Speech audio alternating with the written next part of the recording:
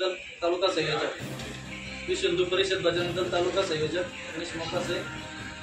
आम्हाला अशी गुप्त माहिती मिळाली होती की त्या किशोरमध्ये एक कसाईवाडा म्हणून आहे, तिथं एक गाईचे हाडं व गाईची चरबीची गाडी लोड करण्यात येत आहे।